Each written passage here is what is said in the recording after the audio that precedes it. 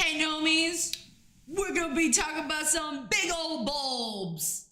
Bulbs. Oh yeah, so bulbous. Today, we're gonna learn about bulbs. Did you know that bulbs, the word bulbs, is actually the description of one particular type of swollen root? Let's call them swollen roots, just for simplification. So this, right here, is a bulb. You may also know it as alliums, ornamental alliums, or daffodils. Even real tiny little bulbs, like this little one, pushkinia. Bulbs grow out of one central area, just like how this daffodil's coming up. That's how a bulb grows. We also have three other types of swollen roots. We have what's called a corm. You can see that kind of looks like a piece of wadded gum. We also have one of my favorites, which tastes really good, is called the tuber.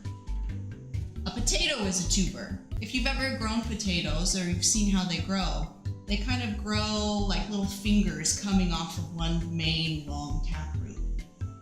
Here's another example of a tuber. This is called ranunculas. You see how those look like little fingers?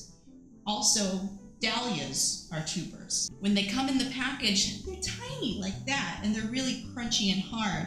You need to soak ranunculas for at least a couple hours, and they will double in size. You can see between the dried one and the one that's been soaked.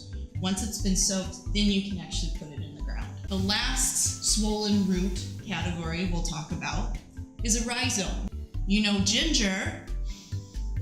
Smells so spicy and sweet. Love it in chai and stir fries. But there's also one of my favorites, the bearded iris, also grows as a rhizome. Rhizomes sit just on the top of the surface of the soil and grow from roots coming out this way. As we take a look into the handy dandy little magic terrarium that I have behind me, I've planted some of these swollen roots as examples of how deep into the soil they're supposed to go. So a lot of people wonder, gosh, how far down am I supposed to dig to put these in the ground? We have the bulb here, which this is our allium. That's about 8 inches below the surface. We have our corm, this little guy here. Did you know gladiolas also come from corms, and crocosmia?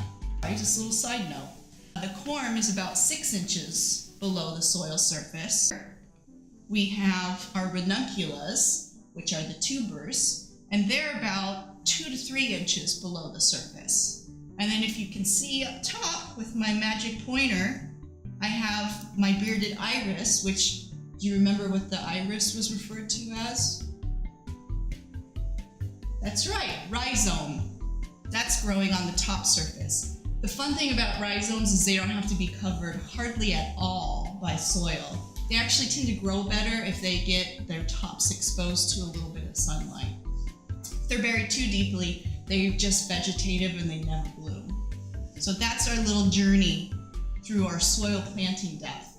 Now, if you're still wanting a little extra help, a good rule of thumb is at least twice the depth as the size of the bulb. So for example, I take one of my little pushkinias. It's really small.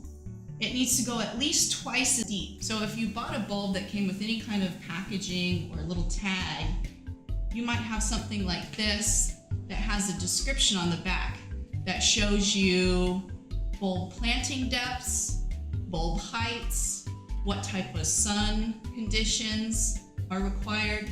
These are really handy little bits of information to keep. Also, if you get one of these big cards like this and you open it all the way up, look at that. It actually has a ruler down one side and shows you depth. So that gives you a little bit more help if you can't quite eyeball it. But don't feel like you're gonna ruin everything if you don't plant your bulb deep enough. You just wanna make sure that it's not so deep that it ends up rotting, because that would be horrible. So if you still need a little bit of help figuring out what kind of depth to dig to, don't worry. There's something called a bulb trowel that you can use. If you take a look here, this little trowel actually has markings down it of the different depths. Also, this funky little plunger thing here that can be used as a bulb planting tool as well too.